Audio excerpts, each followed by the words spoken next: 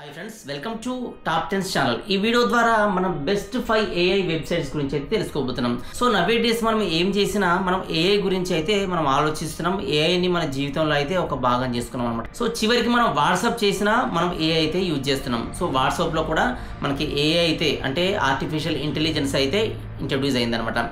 So మనం ఇంటర్నెట్లో ఎన్నో విషయాలు మనం బ్రౌజ్ చేస్తుంటాం. సో మనం బ్రౌజ్ చేస్తున్నప్పుడు మనకు బ్రౌజర్ అయితే అవసరం అనమాట.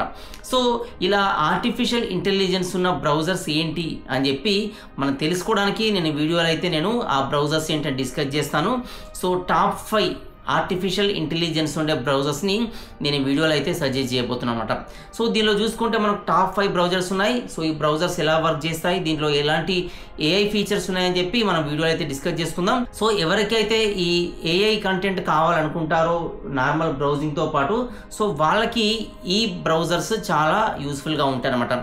సో అలాంటి వీడియోస్ని అలాంటి బ్రౌజర్స్ని అయితే నేను ఈ వీడియోలో డిస్కస్ చేస్తున్నాను.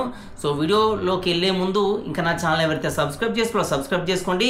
నా లేటెస్ట్ వీడియో అప్డేట్స్ కోసం మీ బెల్ ఐకాన్ ట్యాప్ చేసి ఆల్ నోటిఫికేషన్స్ ఎనేబుల్ చేసుకోండి. సో ప్రజెంట్ మనం పూర్తి వీడియోలోకి అయితే వెళ్ళిపోదాం ఫ్రెండ్స్.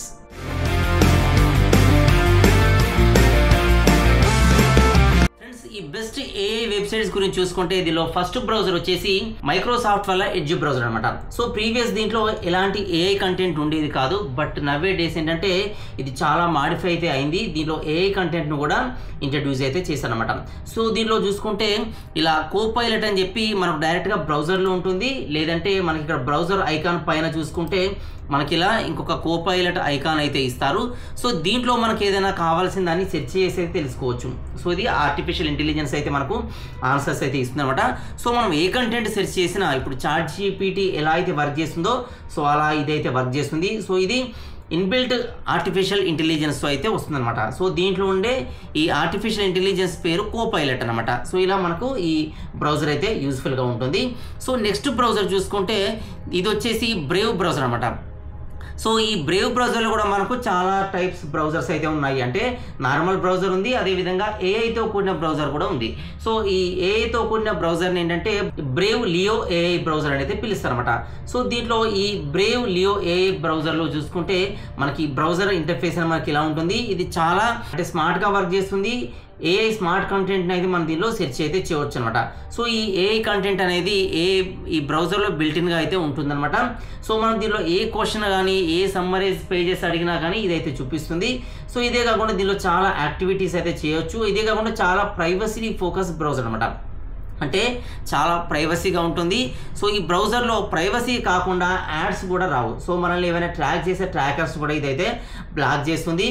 సో ప్రతి పేజ్ కూడా అంటే మనం బ్రౌజ్ చేసే ప్రతి ట్యాబ్ కానీ ప్రతి పేజ్ కూడా చాలా ఇంటరాక్టివ్గా ఉంటుంది. చాలా డీటెయిల్గా దీంట్లో అయితే మనకు ఆన్సర్స్ అయితే ఇస్తుంది అనమాట ఇది.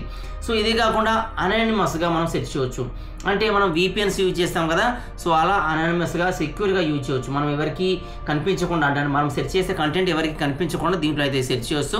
సో ఇదే కాకుండా మనకు కావాల్సిన ఈ ఎన్సైక్లోపీడియా సంబంధించిన పేజెస్ని కూడా ఇదైతే సెర్చ్ చేసి పెడుతుంది అనమాట. సో నార్మల్ బ్రౌజర్స్లో ఇలాంటి ఎన్సైక్లోపీడియా సంబంధించిన కంటెంట్ చాలా తక్కువ వస్తుంది. బట్ దీంట్లో చూసుకుంటే మనకు ఎన్సైక్లోపీడియా సంబంధించిన ఈ కంటెంట్ కూడా మనకి కావాల్సినంత కంటెంట్ అయితే ఇదైతే చూపిస్తుంది అనమాట. సో ఇదే కాకుండా డిఫరెంట్ డాక్యుమెంట్స్. సో బ్రౌజర్లో మనకి ఏంటంటే ఏదైనా వెబ్సైట్లో ఉన్న కంటెంటే చూపిస్తుంది. బట్ దీంట్లో చూసుకుంటే మనకైనా బ్రౌజర్లో డాక్యుమెంట్ రూపంలో ఉన్న కంటెంట్ కూడా ఇదైతే చూపిస్తుంది అనమాట. సో ఇలా చాలా బెస్ట్ బ్రౌజర్ అయితే చెప్పొచ్చు. సో ఇదే కాకుండా దీంట్లో నార్మల్ వర్షన్ ఉంటుంది, ప్రీమియం వర్షన్ ఉంటుంది. మనకు కొంచెం ఎక్కువ ఫీచర్స్ కావాలనుకుంటే ప్రీమియం వర్షన్ అయితే తీసుకోవచ్చు. సో ఇదే మనకు ఆండ్రాయిడ్కి అదేవిధంగా డెస్క్టాప్కి సో ఇలా అయితే మనకు యూజ్ అవుతుంది. సో ఇంకా చూసుకుంటే దీనిలో చాలా ఫీచర్స్ అయితే ఉంటాయి. సో చాలా ప్రైవసీ ఫోకస్డ్ బ్రౌజర్, అదేవిధంగా ఆర్టిఫిషియల్ ఇంటెలిజెన్స్తో వర్క్ చేసే బ్రౌజర్ ఈ బ్రేవ్ బ్రౌజర్ అనమాట. సో నెక్స్ట్ చూసుకుంటే ఓపెరా బ్రౌజర్. సో ఈ ఓపెరా బ్రౌజర్ అనేది మనకి ఎప్పటి నుండో ఉంది, అంటే చాలా రోజుల క్రితం. సో ఇంటర్నెట్ ఎక్స్ప్లోరర్ ఎప్పటి నుంచి ఉందో సో దాదాపుగా ఆ టైం నుంచి కూడా ఈ ఓపెరా బ్రౌజర్ అయితే ఉందన్నమాట. సో నేను చిన్నప్పుడు ఓపెరా మినీ అని చెప్పి నోకియా ఫోన్లో అయితే వాడేవాళ్ళు అనమాట. సో అలా నాకు ఈ ఓపెరా బ్రౌజర్ అప్పటి నుంచి కూడా పరిచయం.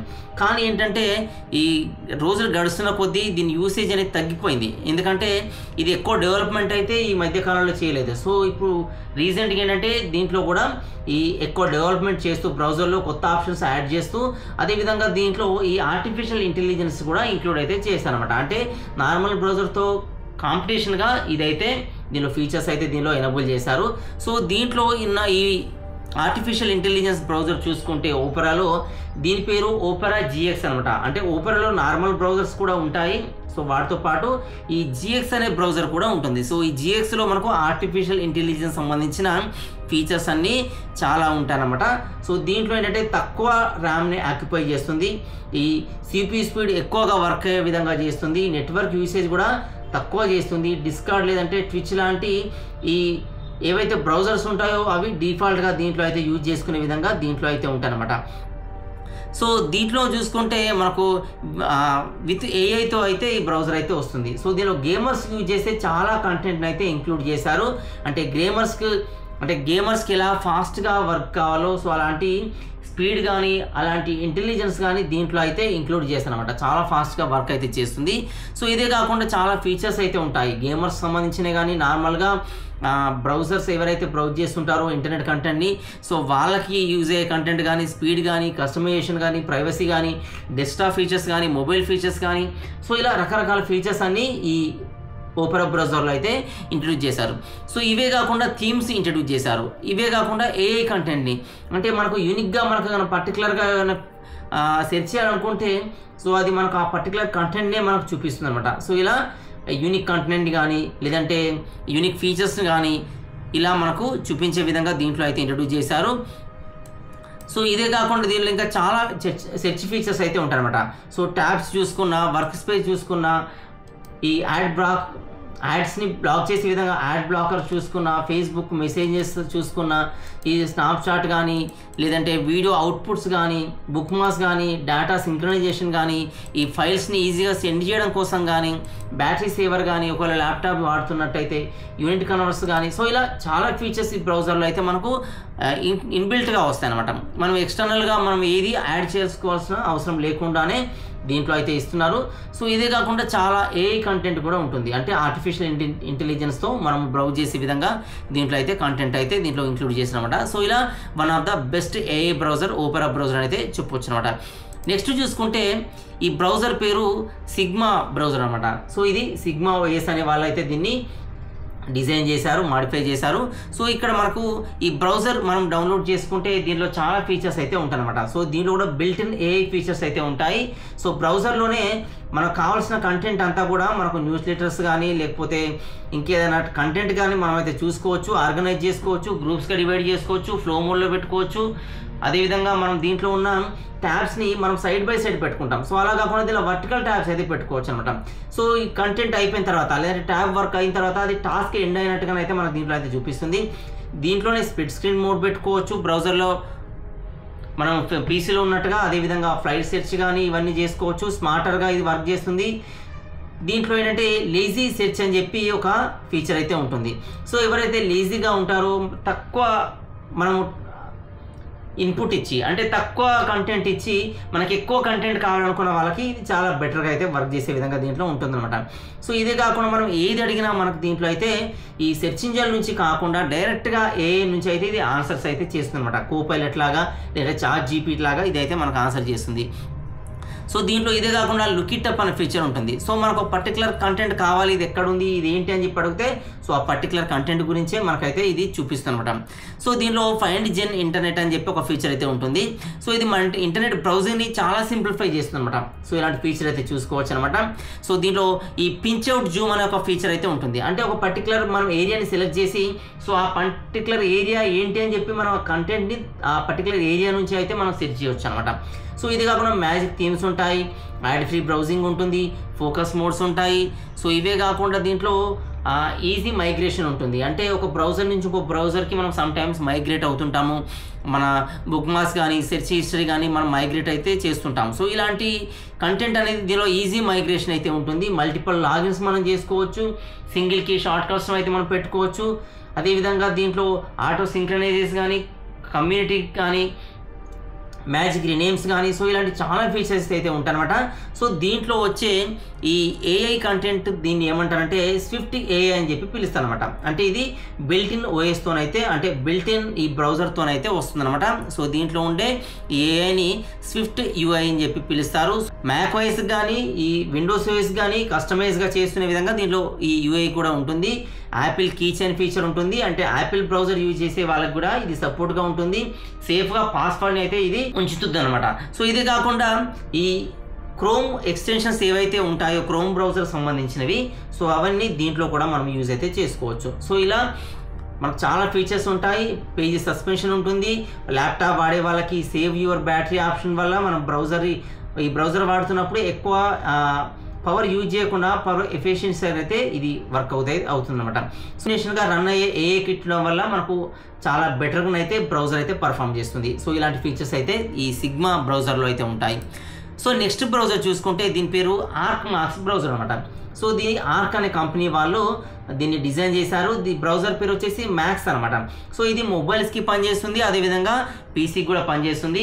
సో దీనిలో మనం కమాండ్స్ లాగా, అంటే మనము కమాండ్స్ ఇచ్చి ప్రోగ్రామర్స్ ఎలా కమాండ్స్ ఇస్తారో సో అలాంటి కమాండ్స్ ఇచ్చి మనం దీంట్లో అయితే యూజ్ చేసుకోవచ్చు. కమాండ్స్ ద్వారా, షార్ట్ కట్ కీస్ ద్వారా ఇదైతే రన్ అవుతుంది అనమాట. సో దీంట్లో ఇంకా చూసుకుంటే చాలా ఫీచర్స్ అయితే ఉంటాయి. సో ఆస్క్ ఆన్ పేజ్ అని చెప్పి మనకు పర్టికులర్గా ఏదైనా పేజ్ గురించి, అంటే ఏదైనా మనం బ్రౌజ్ చేస్తున్నప్పుడు ఆ పేజ్ గురించి మనకి ఇంకా డీటెయిల్గా కావాలనుకుంటే మనం అక్కడ నుంచే సెర్చ్ అయితే చేయవచ్చు అనమాట. ఈ పేజ్ ఏంటి, దీనిలో కనిపించే కంటెంట్ ఏంటి, ఏదైనా మనకి ఏదైనా పేజ్ కనిపించింది అనుకోండి, సో ఆ పేజ్ ఎక్కడిది, ఏదైనా ఫోటో కనిపిస్తే ఈ ఫోటో ఎక్కడిది, సో ఇలాంటి మనము ఆ పర్టికులర్ ఆ ప్లేస్ నుంచే మనం దీనిలో అయితే సెర్చ్ చేయవచ్చు. మనకి ఆర్టిఫిషియల్ ఇంటెలిజెన్స్ మనకు ఆన్సర్ అయితే చేస్తుంది అనమాట. సో ఇదే కాకుండా బ్రౌజర్లో మనకు కొన్ని లింక్స్ అయితే వస్తాయి. సో ఈ బ్రౌజర్లో వచ్చే లింక్స్ని మనం ఓపెన్ చేయకుండానే మనకి ఇక్కడ ప్రివ్యూ చూసి మనం ఓపెన్ చేసుకోవచ్చు అనమాట. అంటే ఆ వెబ్ పేజ్ ఎలా ఉంటుంది మనం ఓపెన్ చేయక ముందే మనం ఇక్కడ ప్రివ్యూ చూసుకొని ఓపెన్ చేసుకోవచ్చు అనమాట. దీంట్లో ఏంటంటే చాట్ జీపీటీ టైప్లో ఆస్క్ జీపీటీ అని చెప్పి ఒక ఆప్షన్ అయితే ఉంటుందన్నమాట. సో మనం ఏదైనా చాట్ జీపీలో అడుగుతున్నట్టుగా ఈ ఆస్క్ జీపీటీలో అడిగితే మనకు ఆర్టిఫిషియల్ ఇంటెలిజెన్స్ అయితే మనకు ఆచరిస్తుంది. సో ఇదే కాకుండా టీడీ ట్యాబ్ టైటిల్స్ అని ఉంటుంది. అంటే మనకు ట్యాబ్స్ని మనకు నచ్చినట్టుగా మనము కస్టమైజ్ చేసుకోవచ్చు అనమాట. సో ఇలాంటి ఫీచర్ అయితే ఉంటుంది. సో ఇంకా చూసుకుంటే టీడీ డౌన్లోడ్స్ అని ఉంటుంది. అంటే మన డౌన్లోడ్స్ అన్ని కూడా మనకు నచ్చినట్టుగా, అంటే మనకు ఈ స్కాన్ చేసి డౌన్లోడ్ చేసే విధంగా దీంట్లో అయితే ఉంటాయన్నమాట. అంటే డౌన్లోడ్ చేసి మనకు డైరెక్ట్గా డౌన్లోడ్ కనిపించకుండా బ్యాక్గ్రౌండ్లో డౌన్లోడ్ అయ్యే విధంగా దీంట్లో అయితే ఫీచర్స్ ఉంటాయి. సో ఇలా ఇంకా చాలా కంటెంట్ అయితే ఉంటుంది. సో ఇదేంటంటే డెవలపర్స్కి యూజ్ అయ్యే కంటెంట్ కూడా దీంట్లో అయితే ఇచ్చారనమాట. సో డెవలపర్స్కి యూజ్ అయ్యే విధంగా దీంట్లో ఈ బ్రౌజర్ మాడిఫై అయితే చేసుకోవచ్చు. దీంట్లో యూఐని అయితే చేంజ్ చేసుకోవచ్చు. డెవలపర్కి సంబంధించిన ఈ డాష్ బోర్డ్స్ కానీ, హోమ్ పేజెస్ కానీ, మ్యాప్స్ కానీ, సో ఇలాంటివన్నీ చాలా అయితే దీంట్లో ఇచ్చారనమాట. సో నార్మల్ పీపుల్కే కాకుండా ఎక్కువగా డెవలపర్స్కి యూజ్ అయ్యే విధంగా దీంట్లో అయితే ఈ బ్రౌజర్ ఇంటిగ్రిటీ ఉంటుందన్నమాట. సో ఇలా ఈ బెస్ట్ 5 ఆర్టిఫిషియల్ ఇంటెలిజెన్స్ బ్రౌజర్స్ అయితే ఇవన్నమాట. సో ఎవరైతే ఈ ఆర్టిఫిషియల్ ఇంటెలిజెన్స్ కంటెంట్ మనకు బ్రౌజర్లోనే ఉండాలి అనుకుంటారో సో వాళ్ళకి చాలా యూజ్ఫుల్గా అయ్యే ఈ బ్రౌజర్స్ ఇవన్నమాట.